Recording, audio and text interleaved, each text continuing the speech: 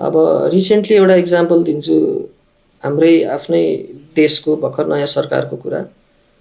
अहिले सरकारले 1 crore plus bank खाताहरूबाट 167 अरब चान्चुन निकाल्ने भनेको छ, जुन चाहिँ 10 वर्षसम्म चलायमान जसको छैन।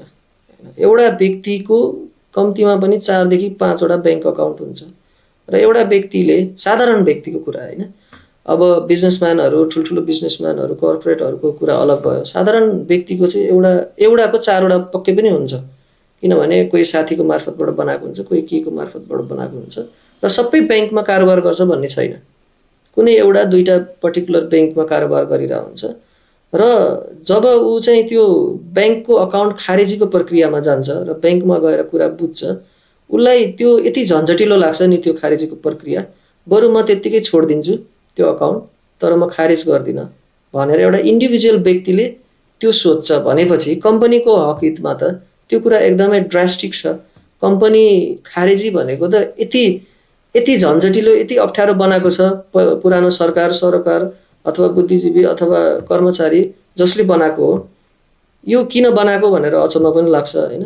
यो कम्पनी दर्ता गर्दाखेरि जुन प्रोसेस हो त्यही प्रोसेसबाट चाहिँ कम्पनी खारेज पनि हुनुपर्छ हैन, किनभने कुनै सर्टेन अमाउन्ट अफ टाइममा कसैलाई एउटा कम्पनी गर्न मन लाग्छ, कुनै काम गर्न मन लाग्छ, त्यो काम पछि गएर सक्सेस हुँदैन अथवा के हुन्छ, त्यो भइसकेपछि उसलाई त्यो बन्द गर्न सहजता होस् कि त्यसलाई राज्यले पनि हेरिदिनुपर्छ। किनभने भोलि त्यो कम्पनी बन्द गरेन, त्यसमा ट्याक्सको ट्याक्स थुपारेर जाने त होइन, त्यसले भार कसलाई दिन्छ त? एउटा सामान्य नागरिकलाई भार थुपार्छ। त्यो चिजलाई चाहिँ डिजिटलाइज पनि गर्नु पर्यो, त्यो चिजको पनि इन्फर्मेटिभ वेमा वेबसाइटमा राख्नु पर्यो, कम्पनीको वेबसाइटमा। कम्पनी दर्ता, कम्पनी रिन्यू र कम्पनी खारेजी, यो तीनटा चिजको चाहिँ सामान्य व्यक्ति, एउटा लेमेनले पनि बुझ्ने हिसाबले सबै प्रक्रियागत रूपमा त्यो वेबसाइटभित्र राखिदिनु पर्यो। त्यसैले त्यति राखिदिने हो भने चाहिँ यो देशमा सामान्य नागरिकले पनि एउटा स्टार्टअप गर्छु अथवा कम्पनी खोल्छु भनेर सोच्न सक्ने अवस्था हुन्छ।